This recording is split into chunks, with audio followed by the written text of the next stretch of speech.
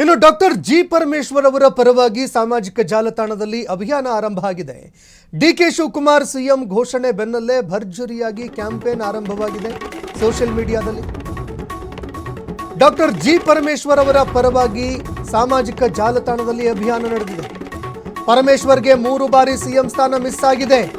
ಈಗ DCM post ಆದರೂ ಕೊಡಿ ಅಂತ ಅಭಿಯಾನ ಆರಂಭವಾಗಿದೆ. ಡಿಸಿಎಂ ಸ್ಥಾನ ಕೊಡಬೇಕು ಅಂತ ಪರಮೇಶ್ವರ್ ಅವರ ಬೆಂಬಲಿಗರು ಆಗ್ರಹ ಮಾಡ್ತಾ ಇದ್ದಾರೆ. ದಶಕಗಳ ಕಾಲ ದುಡಿದವರಿಗೆ ನ್ಯಾಯ ಬೇಕು ಅಂತ ಒತ್ತಾಯ ಮಾಡಿದ್ದಾರೆ. ಇನ್ನು ಡಾಕ್ಟರ್ ಜಿ ಪರಮೇಶ್ವರ್ ಅವರ ಬೆಂಬಲಿಗರು ಪೋಸ್ಟರ್ ಹಾಗೂ ಬ್ಯಾನರ್ಗಳನ್ನು ವೈರಲ್ ಮಾಡಿ ಹೈಕಮಾಂಡ್ ಗಮನ ಸೆಳೆಯೋದಕ್ಕೆ ಸರ್ವ ಪ್ರಯತ್ನವನ್ನ ಮಾಡ್ತಾ ಇದ್ದಾರೆ.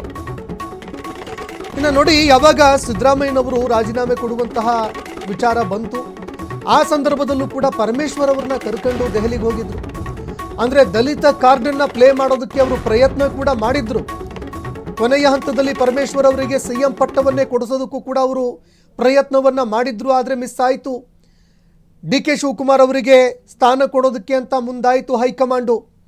ಆದರೆ ಅದಾದ ನಂತರದಲ್ಲಿ ಈಗ ಅವರ ಅಭಿಮಾನಿಗಳು, ಅವರ ಹಿಂಬಾಲಕರೆಲ್ಲರೂ ಕೂಡ ತುಮಕೂರಿನಲ್ಲಿ ಸೋಷಿಯಲ್ ಮೀಡಿಯಾದಲ್ಲಿ ಈಗ ಅಭಿಯಾನ ಮಾಡ್ತಾ ಇದ್ದಾರೆ. ಹೈಕಮಾಂಡ್ ಗಮನ ಸೆಳೆಯೋದಕ್ಕೆ ಪ್ರಯತ್ನ ಮಾಡ್ತಾ ಇದ್ದಾರೆ. 3 ಬಾರಿ ಸಿಎಂ ಸ್ಥಾನ ಮಿಸ್ ಆಯಿತು. ಒಬ್ಬ ದಲಿತ ಪ್ರಬಲ ನಾಯಕನಿಗೆ ಅವಕಾಶ ಮಿಸ್ ಆಯಿತು. ಕೊನೆಗೆ ಡಿಸಿಎಂ ಸ್ಥಾನವಾದರೂ ನೀವು ಕೊಡಲೇಬೇಕು ಅಂತ ಭರ್ಜರಿಯಾಗಿ ಕ್ಯಾಂಪೇನ್ ಮಾಡ್ತಾ ಇದ್ದಾರೆ. ಡಿಸಿಎಂ ಸ್ಥಾನವನ್ನು ಕೊಡದೇ ಇದ್ದರೆ ಕಾಂಗ್ರೆಸ್ ಪಕ್ಷಕ್ಕೆ ನನ್ನ ಧಿಕ್ಕಾರ ಅಂತ ಅನೇಕರು ಪೋಸ್ಟ್ಗಳನ್ನು ಹಾಕ್ತಾ ಇದ್ದಾರೆ. ಮುಂದಿನ ಚುನಾವಣೆಯಲ್ಲಿ ಕಾಂಗ್ರೆಸ್ಗೆ ತಕ್ಕ ಪಾಠವನ್ನು ಕಲಿಸಬೇಕಾಗುತ್ತೆ. ದಲಿತರ ಪರವಾಗಿ ಇದೀವಿ ಅಂತ ಹೇಳುವಂತಹ ಪಕ್ಷ, ದಲಿತರಿಗೆ ಮಾಡ್ತಾ ಇರುವಂತಹ ಅನ್ಯಾಯ, ದಲಿತ ನಾಯಕರನ್ನು ನಾವೇ ಸಿಎಂ ಮಾಡೋದಕ್ಕೆ ಸಾಧ್ಯ ಅಂತ ಹೇಳ್ತಾ ಇದ್ದಂತಹ ಪಕ್ಷ ಸಾಮಾಜಿಕ ನ್ಯಾಯವನ್ನು, ಆ ಬದ್ಧತೆಯನ್ನು ತೋರ್ಪಡಿಸೋದು ಯಾವಾಗ ಅನ್ನೋ ಪ್ರಶ್ನೆ ಈಗ ಸಾಮಾಜಿಕ ಜಾಲತಾಣದಲ್ಲಿ ಕೇಳ್ತಾ ಇದ್ದಾರೆ ಅನೇಕರು. ಹೀಗಾಗಿ ಇದಕ್ಕೆ ಕಾಂಗ್ರೆಸ್ ಪಕ್ಷ ಏನು ಮಾಡುತ್ತೆ ಅದನ್ನು ಕೂಡ ನೋಡಬೇಕಾಗುತ್ತೆ. ಯಾಕಂದರೆ ನೋಡಿ, ಹೈಕಮಾಂಡು ತನ್ನದೇ ಒಂದು ಪಟ್ಟಿಯನ್ನು ಕೂಡ ಸಿದ್ಧಪಡಿಸ್ಕೊಂಡಿತ್ತು ಸಚಿವರದ್ದು. ಅಂದರೆ ಯಾರ್ಯಾರಿಗೆ ಸಚಿವ ಸ್ಥಾನ ಕೊಡಬೇಕು ಅಂತ ಹೈಕಮಾಂಡ್ ಕೂಡ ಪಟ್ಟಿ ರೆಡಿ ಮಾಡಿಕೊಂಡಿತ್ತು. ಆ ಪಟ್ಟಿಯಲ್ಲಿ ಮೊದಲ ಹೆಸರು ಡಾಕ್ಟರ್ ಜಿ ಪರಮೇಶ್ವರ್ ಅವರದ್ದು. ಜಿ ಪರಮೇಶ್ವರ್ ಅವರನ್ನು ಸಚಿವ ಸ್ಥಾನದ ಪಟ್ಟಿಯಲ್ಲಿ ಮೊದಲ ಸ್ಥಾನದಲ್ಲಿ ಇಟ್ಟಿತ್ತು ಕಾಂಗ್ರೆಸ್ ಹೈಕಮಾಂಡು. ಇದೇ ಕಾರಣಕ್ಕಾಗಿ ಹೈಕಮಾಂಡ್ ಸ್ಥಾನ ಕೊಡುವಂತಹ ಸಾಧ್ಯತೆಗಳು ದಟ್ಟವಾಗಿ ಗೋಚರಿಸ್ತಾ ಇದೆ. ಆದರೆ ಅದಕ್ಕೆ ತೀವ್ರವಾಗಿ ಪೈಪೋಟಿ ನಡೀತಾ ಇರೋದಕ್ಕೆ ಹೈಕಮಾಂಡ್ ಸ್ಥಾನವೇ ಬೇಡ ಅಂತ ನಿರ್ಧಾರ ಮಾಡಿತ್ತು ಕಾಂಗ್ರೆಸ್ ಹೈಕಮಾಂಡು. ಆದರೆ ಹೈಕಮಾಂಡ್ ಡಿಸಿಎಂ ಸ್ಥಾನ ಕೊಡುವಂತಹ ಸಾಧ್ಯತೆಗಳು ಕೂಡ ಇದೆ ಅನ್ನೋ ಮಾತುಗಳು ಕೇಳಬರ್ತಾ ಇದೆ. ಬಹುತೇಕವಾಗಿ 2 ಅಥವಾ 3 ಜನರಿಗೆ ಡಿಸಿಎಂ ಸ್ಥಾನ ಲಭಿಸಬಹುದು ಅನ್ನೋ ಮಾತುಗಳನ್ನು ಅನೇಕರು ಹೇಳ್ತಾ ಇದ್ದಾರೆ.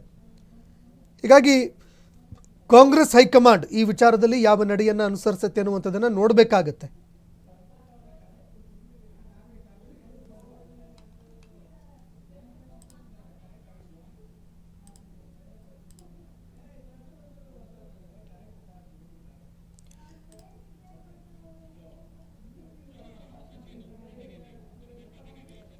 ಈ ಬಗ್ಗೆ ಮತ್ತಷ್ಟು ಮಾಹಿತಿ ಕೊಡ್ತಾರೆ ಪ್ರತಿನಿಧಿ ಸಚಿನ್, ಫೋನ್ ಸಂಪರ್ಕದಲ್ಲಿ ಜಾಯ್ನ್ ಆಗಿದ್ದಾರೆ. ಸಚಿನ್, ಇದೀಗ ಸೋಷಿಯಲ್ ಮೀಡಿಯಾದಲ್ಲಿ ಪರಮೇಶ್ವರ್ ಪರವಾಗಿ ದೊಡ್ಡ ಅಭಿಯಾನ ಆರಂಭ ಆಗಿದೆ. ಏನು ಒತ್ತಾಯ ಮಾಡ್ತಾ ಇದ್ದಾರೆ ಅವರ ಅಭಿಮಾನಿಗಳು, ಹಿಂಬಾಲಕರು? ಈ ಬಗ್ಗೆ ಮತ್ತಷ್ಟು ಮಾಹಿತಿ ಕೊಡೋದಾದ್ರೆ. ಏನು ಸಂತೋಷ, ಡಾಕ್ಟರ್ ಜಿ ಪರಮೇಶ್ವರ್ ಅವ್ರಿಗೆ ಏನು ಮತ್ತೆ ಮುಖ್ಯಮಂತ್ರಿ ಸ್ಥಾನ ಕೈ ತಪ್ಪಿದ ಚರ್ಚೆ ಎಲ್ಲೆಡೆ ಈಗ ವೈರಲ್ ಆಗ್ತಾ ಇರೋಂಥದ್ದು. 3 ಬಾರಿ ಸಿಎಂ ಸ್ಥಾನ ತಪ್ಪಿದ ನೋವನ್ನ ಒಂದು ಕಾರ್ಯಕ್ರಮದಲ್ಲಿ ನೆನ್ಸ್ಕೊಂಡಿದ್ರು. ಆ ವಿಡಿಯೋ ಕೂಡ ಈಗ ಅಭಿಮಾನಿಗಳು ಸೋಷಿಯಲ್ ಮೀಡಿಯಾದಲ್ಲಿ ವೈರಲ್ ಮಾಡ್ತಾ ಇರೋಂಥದ್ದು. ಮತ್ತೊಮ್ಮೆ ಸಿಎಂ ಹುದ್ದೆ ಸಿಗದ ಹಿನ್ನೆಲೆಯಲ್ಲಿ ಬೆಂಬಲಿಗರಲ್ಲಿ ನಿರಾಸೆ ಮಾಡಿರುವಂತದ್ದು, ದಲಿತ ಸಮುದಾಯ ಹಾಗೂ ಪರಮೇಶ್ವರ್ ಅಭಿಮಾನಿಗಳಲ್ಲಿ ಬೇಸರದ ವಾತಾವರಣ ಮೂಡಿರುವಂತದ್ದು. ಹಲವು ವರ್ಷಗಳಿಂದ ಸಿಎಂ ಹುದ್ದೆಯ ನಿರೀಕ್ಷೆಯಲ್ಲಿದ್ರು ಪರಮೇಶ್ವರ್ ಅವರು. ಏನು ಪಕ್ಷದ ಹಿರಿಯ ನಾಯಕರಾಗಿದ್ರು, ಅವಕಾಶ ತಪ್ಪಿದ ವಿಚಾರ ಚರ್ಚೆಗೆ ಗ್ರಾಸವಾಗಿರುವಂತದ್ದು.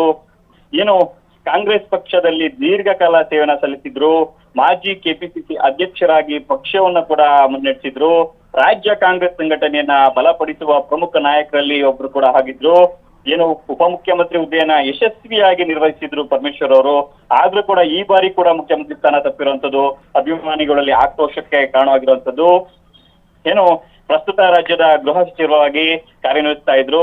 ದಲಿತ ಸಮುದಾಯದ ಪ್ರಭಾವಿ ನಾಯಕರಾಗಿದ್ರು ಕೂಡ ಏನು ದಲಿತರಿಗೆ ಯಾವಾಗ್ಲೂ ಕೂಡ ಇದೇ ರೀತಿ ಮೋಸ ಆಗ್ತಿದೆ ಅಂತ ಹೇಳಿ ಒಂದು ಆಕ್ರೋಶವನ್ನ, ನೋವನ್ನ ಅಭಿಮಾನಿಗಳು ಒಂದು ಪೋಸ್ಟ್ ಮುಖಾಂತರ ತೋಡ್ಕೋತಾರೆ ಸಂತೋಷ್. ಧನ್ಯವಾದಗಳು ಸಚಿನ್ ನಿಮ್ಮೆಲ್ಲ ಮಾಹಿತಿಗೆ.